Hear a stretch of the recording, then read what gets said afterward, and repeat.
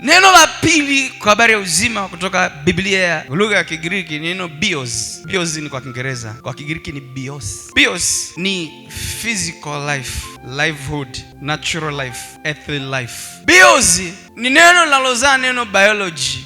Hapo sasa Kigiriki ukisoma kwenye Biblia Luka 8:14 na zilizoanguka penye miba ni wale waliosikia na katika kuenenda kwao usongwa na shughuli na mali na anasa za maisha. Lile neno anasa za maisha pale ukisoma Biblia ya Kigiriki limeandikwa neno biosiu au bios. Kwa hiyo likimaanisha maisha. Anasema anasa za maisha haya wasiivishe lolote. Haleluya. Yesu alikuwa anaongelea kwa habari ya mbegu. Panzi alikwenda shambani akarusha mbegu, nyingine zikaanguka kwenye mwamba, nyingine zikaanguka barabarani, nyingine zikaanguka kwenye udongo mzuri, nyingine zikaanguka kwenye miiba. Sasa hapa ndipo anaposema sasa zile zilizoanguka kwenye miiba, maisha ya zile mbegu, bios kwa lugha nyingine, uzima, the survival ya zile mbegu iliathiriwa na miiba ambao ni shughuli za dunia. Kwa tunapozungumzia basi kwa habari ya uzima wa milele, tunaongelea kwa habari ya zoe.